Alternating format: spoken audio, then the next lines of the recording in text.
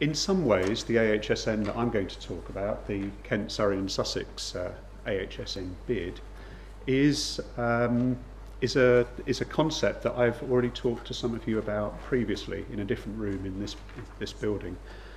And I'm struck that I am not a designate managing director. I'm a medical director, which is a consultant manager within a hospital. But I've helped put the bid together because it's something I'm interested in. And all the people who have helped put the bid together, I think, have all come from a slightly different perspective of what they would like to see an AHSN deliver. And I think probably the thing that I would most like the AHSN to deliver would be some reduced variation, needless variation, in how patients access the best that's available. So you can see that from technology or from drug development or just from care pathways that are well established but are not open to all patients. So our document, our bid, which has been designed by committee, focuses very much on an improvement in healthcare performance. So as I say, I think improvement in 2012 is partly about accessing the best technology and care that's available, but it's also about reducing the variation in access to things that you would think had no variation at all. So you might think that if you come in with pneumonia in anywhere in Kent, Surrey and Sussex, you're accessing a chest x-ray, you're accessing a blood gas, you're accessing antibiotics. It's pretty much instantaneous in your journey. But we'll see some data in a little bit that shows that that is not the case. So partly I would like to use the AHSN as a vehicle just to make sure that patients get the very best. We have had to describe a vision in order for our bid to be credible. We have a vision around patient benefit, but we also have a vision that I think can be summed up as alignment of all of those people and all of those facilities that are working day after day to improve outcome, but perhaps not communicating as effectively with each other as they could. I'll give you a little story. When I did a PhD at St George's, a very lab-based PhD, and I was interviewed by the lab to see if this potentially very arrogant medic would fit into their very non-medical laboratory. And I had to show that I was worthy of being taken into their group, essentially. And I managed to pass the test, and pretty much my first year, what I found was these very good scientists working at St George's, just one block from the clinical area, couldn't have a dialogue with the clinicians to get clinical material to facilitate their research. And so this was in the 90s, and I was able to provide bits of placenta, bits of umbilical cord, bits of muscle, which were being thrown away essentially, and which the scientists couldn't access to do their research. So I became valuable just as someone who could broker between two groups who hadn't been able to get a constructive dialogue. I think the AHSN hopefully can build on that same principle. For those people who have products or research or educational bents, but they're not finding the way to engage with the wider health economy, whether that's with clinicians or with patients or with commissioners. And hopefully the AHSN can bring something to that table that makes that a smoother process, and that's certainly one of our aims. This is a partnership. I'm sure you'll hear from other bids that it's a partnership. And KSS, I think, is very lucky.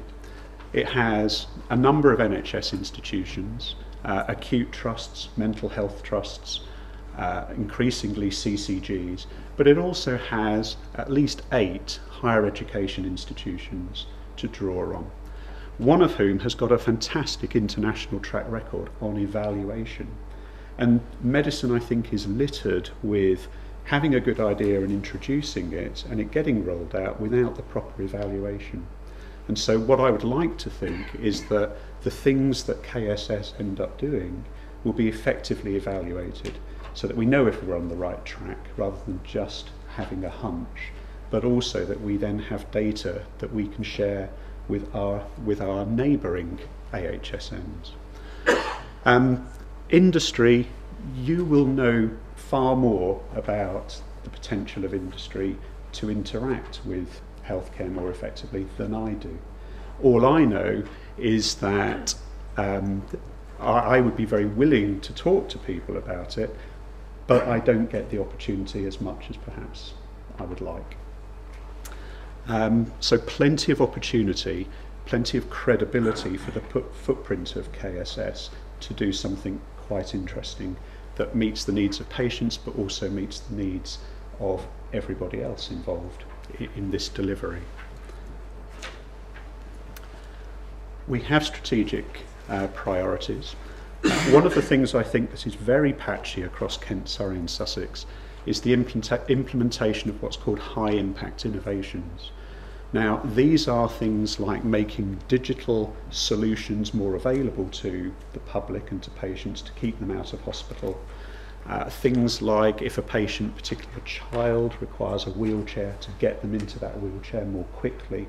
There are 6 high impact innovations, very patchy across Kent, Surrey and Sussex. So one of the things an AHSN may be able to do is reduce the variation of patients accessing these technologies. For established innovation, whether it's local or whether it's from other parts of the country, or for innovation that comes through, the AHSN needs to be a vehicle for reducing the time from the idea being proven to its accessibility by patients. Surrey and Carruthers, who's behind these, the concept of AHSNs, very frequently says it takes about 10 years for something to be proven to be of benefit to reliably being able to be accessed by all patients.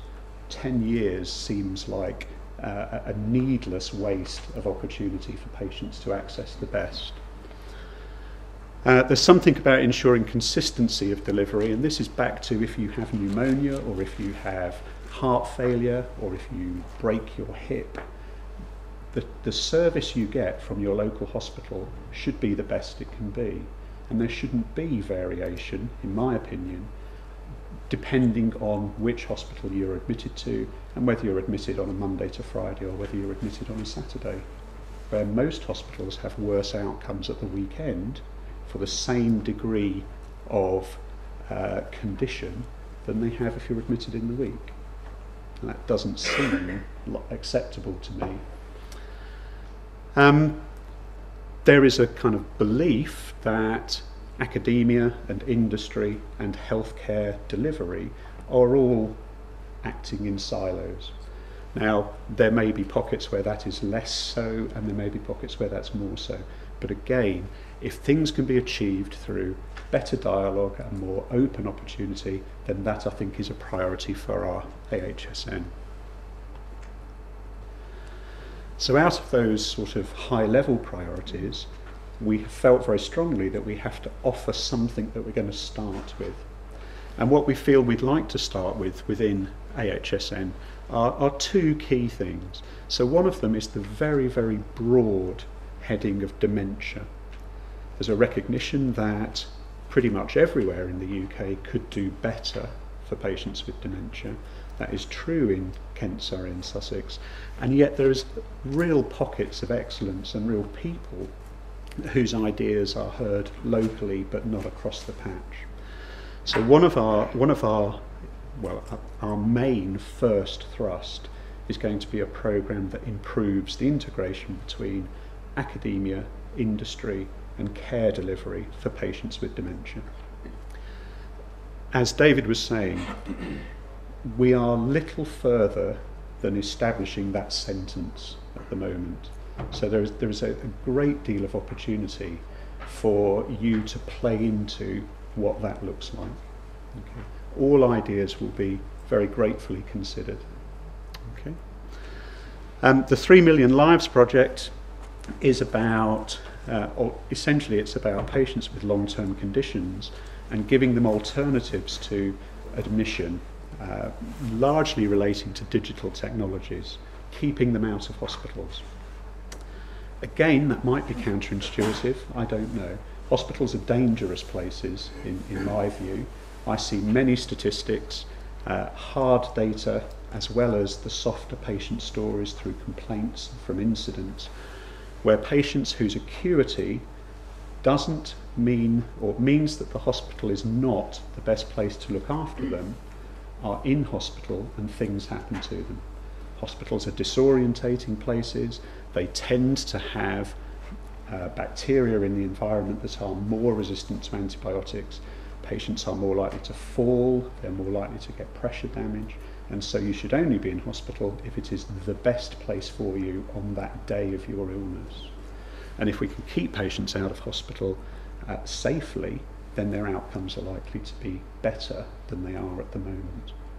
So these are our initial priorities within the KSS bid.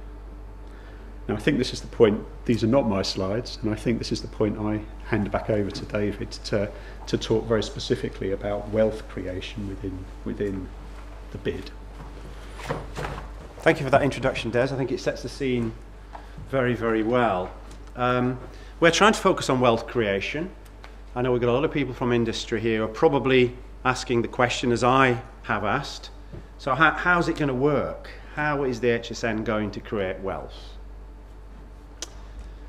Well, that's yet to be seen, isn't it? But we're trying to set some metrics, trying to put some programs in place to achieve this. So we reckon that we've got to get new companies working with the NHS. We reckon that the companies are already working with the NHS have got to get more work, more contracts, more sales. We believe that there is quite a bit of IP resident in the NHS that we need to commercialise, and I think that in the process of working with industry and creating consortia, more IP, more valuable IP will emerge that does need commercialising. In terms of the bigger picture, if you have an AHSN which has developed a specialism in a certain clinical area with companies and clinicians working effectively together, publishing papers, generating products, providing services, you're going to get a good reputation for other people to want to engage with. There's going to be a cluster that's going to start. That's going to attract companies, attract people in. So that's a very good economic development opportunity. Clearly, if you're doing things better within the NHS, you're going to keep people out of the hospitals, you're going to get them back into work quicker, you're going to make savings there, and of course, if you do things more effectively, you're going to make savings in the NHS. So there's a whole plethora of opportunities, I believe, for the AHSN to contribute to wealth creation. But I reckon this is going to need a specific group of people in the AHSN to make this happen. This is probably the biggest challenge that we have, I think, within the AHSN. You're going to be hearing about enhancing quality from Des later, which is something that we're doing very well in Kent, Surrey, Sussex. That's embedded, we can develop that, but this is new. So I think we're going to need a task force, a group of people whose job it is to try and make this happen. So they're going to have to get to grips with the business plan, look at it, review it, refresh it, keep it up to date. They're going to have to establish some baseline metrics. We're still not quite sure where we are with industry and NHS. How much is being sold? How many companies are engaging? What are the problems? What are the barriers? This group is going to have to then monitor performance. You know, these things, these projects, AHSNs are going to be driven by performance indicators. Somebody's got to be responsible for monitoring and keeping up to date with the wealth creation performance indicators. And of course, we would expect them, if they're involved in this group, to have some political lobby, to go back to their own organisations and sing the praises and bring opportunities into the AHSN. So I think we need a group to help us with that. So we've got some idea of sort of areas we might work in. We've got some idea of how we might do it. But just let's look at this funnel of opportunities. Des and I have been trying to work with this. So if you're a small company, for the sake of argument, who's got a really good idea, product or service that wants to get into the NHS, you've had problems, I know. I've been talking to companies for 6-7 years now, and I've got lots of stories. You've got problems.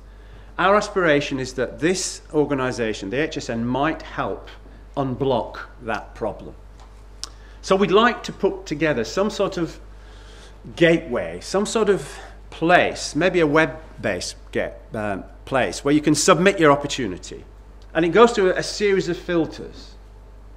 It gets logged. You get a response. It's not black hole stuff. You'll get a response. It will get appraised. And it will get evaluated. So we'll need some teams to look at what you've got. Is it going to fit with our priorities? Is it going to actually fit with what NHS wants to do? Let's evaluate it. And then, if it really is a fantastic opportunity, it will get implemented. If we think it's almost there, then we might actually try and commission or work with some of our partners to do a pilot study. If we think it's not necessarily quite there yet and needs perhaps a team of people to put a consortia together or some investors, we will help do that. If it's not part of our priorities but it's brilliant, we might introduce you to a clinician or a team and buy out a bit of that clinician's time. One of the big problems I've heard many times from people like Des is I think they genuinely would like to help, but there's no time in their day to talk to industry. Well, the AHSN perhaps should be buying some time out for them to specifically do that. So there's all sorts of routes through. And eventually, perhaps, this product or service might get adopted. It will get dispersed and disseminated. We will tell other AHSNs about it. We've got 4 in the room. There are probably going to be 15. There'll be a network of networks. We want to see a route through so that your product or service might then get adopted nationally, rubber stamped, clinically approved. There might be papers written about it. And then you can go and sell it overseas. You can do some export. Fantastic, because I think that's really where the real money is. Let's get some companies selling UK products overseas. And of course, at the end of this, we're driven by impacts, evaluation, performance indicators. We will need to measure exactly what impact it has. So we'd like to think that this is a way through. And it's a top way through, so you can throw things in the top. But I think in terms of our priorities that Des has been talking about, dementia, for example, we will actually put this up and say dementia is one of our priorities. We're looking for opportunities for co-development in products perhaps for early diagnosis, products perhaps for therapy, products perhaps for assistive technologies and managing dementia. And we can work our way through the system by a call on a particular priority. So we will take probably anything that you think's of interest. A lot of it might get bounced back, but we'll certainly be offering priorities to our partners and beyond through this system as well. So I think that's what we're trying to do. Okay, I think small companies do respond to little things, not overarching things. And we're trying to think, how actually are we going to encourage small companies and the NHS to work together? How are we going to get that engagement? How are we going to bridge that gap? Well, I think we probably do need somebody to do this full time. We need somebody whose job it is to do this relationship management. And here I've just put a load of stuff that SEHTA have been involved in over the last 5 or 6 years, which we have got a track record and prove that we can get people together. So for example, if you had an innovation voucher, one of the things here, where is it? An innovation voucher. If you were given as a small company £5,000 to spend in the NHS, and that could be spent perhaps on accessing somebody like Des for, an hour or whatever he would charge. So perhaps that might be a really good way of spending £5,000 of the AHSN money. Or perhaps you might like that as a contribution to some clinical trials or producing a network. And that will result in breaking down of a barrier. There will be a clinician, there will be someone there linking with you to help you develop your product or service. And we've seen these innovation vouchers work really well in universities, and perhaps they could extend to universities as well, to get access to people, consultancy, equipment, resources, just to open that door. So that would be something I think that could work really well. And the others really are to do with trying to provide that interface, that marketplace, whether it's through Meet the Buyers or other events. So I think there's lots of potential things that we can do where we're just introducing, 10 companies here, 5 there, 2 there, just introducing companies to the NHS and starting that process of breaking down those barriers and changing the culture. Because frankly, we all recognise that we've got a few cultural challenges, I think, particularly with industry and the NHS, to be broken down. We've got to catalyse that. We've got to actually try and make that happen, and I think these are some of the things that might do that. So finally, I mean, this is what I think that we might do. I think we can do it. I do genuinely think that we're at a very exciting time of building relationships between industry, the NHS, and academia. And I think we can create wealth in that relationship. We can create wealth as we go through what the NHS wants, which we all want, really, improving efficiency and effectiveness of patient care. But I do honestly think that one thing that we haven't done, and I'm pushing very hard with the NHS in particular, is that we haven't engaged industry early enough. There's not really been enough co-development. So there's been industry knocking at the NHS door with the wonderful new gizmo, and the NHS have been saying, well, that won't work.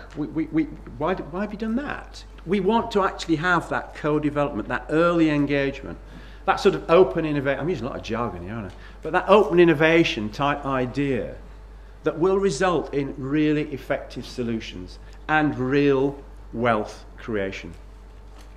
So I think that's probably all I want to say.